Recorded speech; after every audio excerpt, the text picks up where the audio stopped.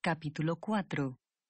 Pero también digo, entre tanto que el heredero es niño, en nada difiere del esclavo, aunque es señor de todo, sino que está bajo tutores y curadores hasta el tiempo señalado por el Padre. Así también nosotros, cuando éramos niños, estábamos en esclavitud bajo los rudimentos del mundo.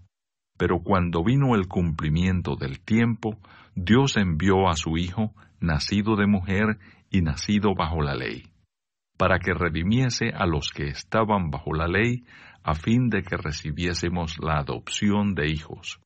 Y por cuanto sois hijos, Dios envió a vuestros corazones el Espíritu de su Hijo, el cual clama, Abba, Padre.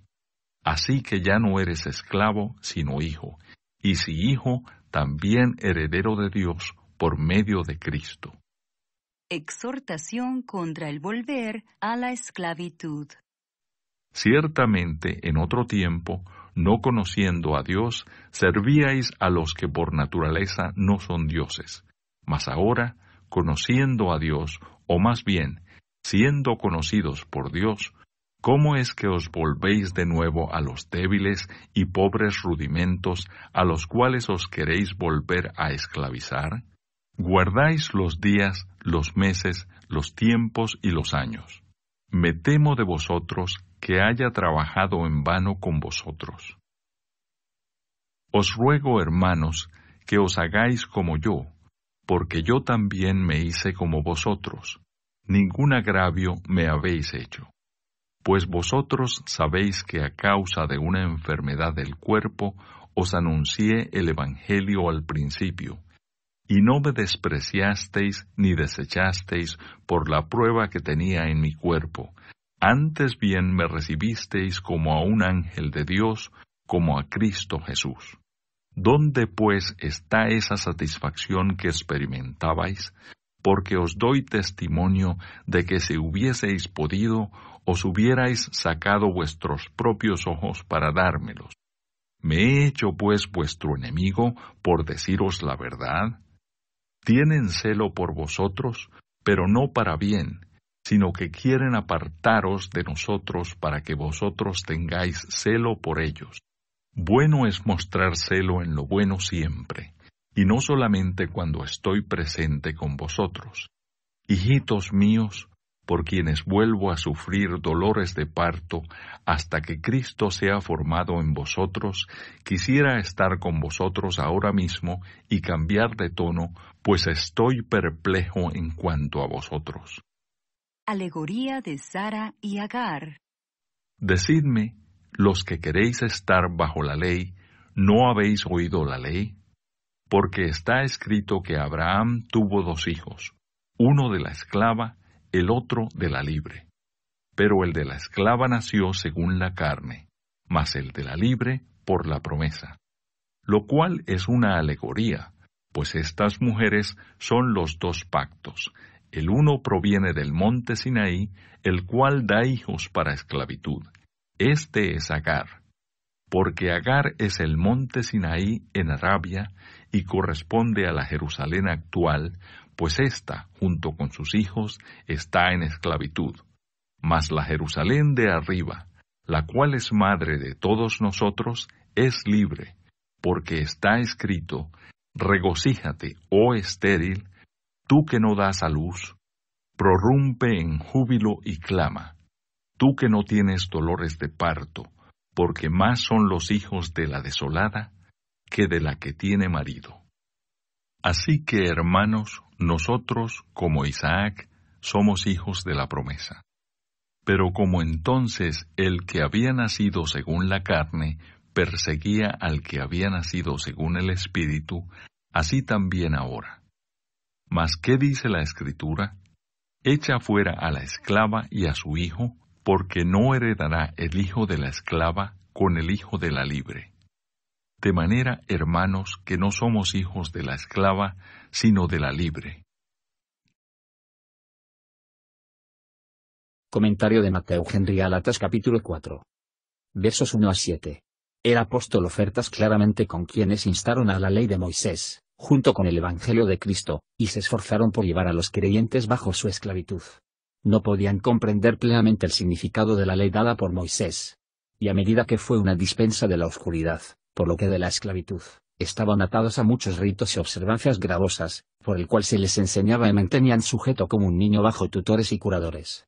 Aprendemos el estado más feliz de los cristianos bajo la dispensación evangélica.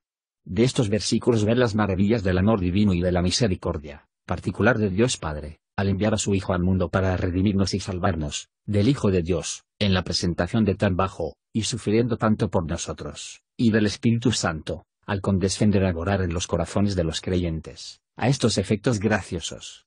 Además, las ventajas cristianos disfrutan bajo el Evangelio. Aunque por naturaleza hijos de la ira y de la desobediencia, se hacen por los niños de gracia de amor, y participan de la naturaleza de los hijos de Dios, pues Él quiere que todos sus hijos se asemejan. Entre los hombres, el hijo mayor es el heredero, pero todos los hijos de Dios tendrán la herencia de los hijos mayores.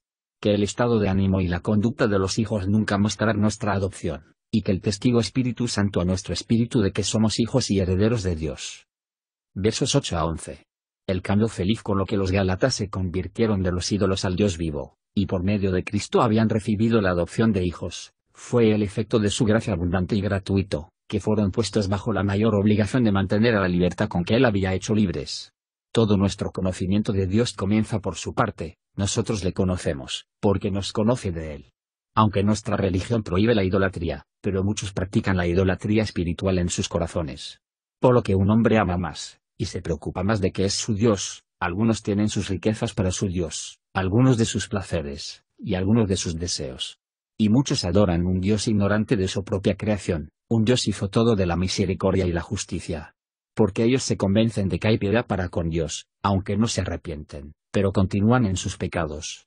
Es posible que aquellos que han hecho grandes profesiones de religión, para ser posteriormente hecho a un lado de la pureza y la simplicidad. Y el Dios más misericordia ha demostrado, en traer alguna de conocer el Evangelio y las libertades y privilegios de que, cuanto mayor sea su pecado y locura en el sufrimiento a sí mismos de ser privado de ellos. De ahí que todos los que son miembros de la Iglesia hacia el exterior deben aprender a temer y sospechar sí mismos. No debemos estar contentos porque tenemos algunas cosas buenas en nosotros mismos. Pablo teme, no sea que su trabajo haya sido en vano, sin embargo, todavía labores, y por lo tanto de hacer, lo que sigue, es la verdadera sabiduría el temor de Dios. Esta todo hombre debe recordar en su lugar y vocación. Versos 12 a 18. El apóstol desea que iban a ser de una mente con él respetando la ley de Moisés, así como unirse a él en el amor. En reprobando los demás, debemos tener cuidado para convencerlos de que nuestros reproches son de sincera respecto a la honra de Dios y de la religión y de su bienestar. El apóstol les recuerda a los gálatas de la dificultad en las que trabajó cuando llegó por primera vez entre ellos.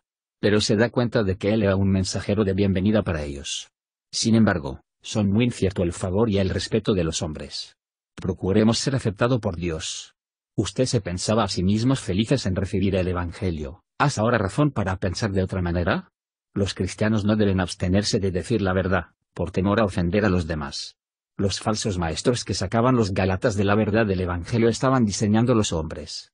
Pretendían afecto, pero no eran sinceros y rectos. Se da una regla excelente. Es bueno ser celoso siempre de una buena cosa, no solo por un tiempo, o de vez en cuando, pero siempre. Feliz sería para la Iglesia de Cristo, si este celo se mantiene mejor. Versos 19 y 20. Los gálatas estaban listos para tener en cuenta el apóstol a su enemigo, pero él les asegura que él era su amigo, tenía los sentimientos de un padre hacia ellos. Él estaba en duda en cuanto a su estado, y estaba ansioso por conocer el resultado de sus delirios actuales.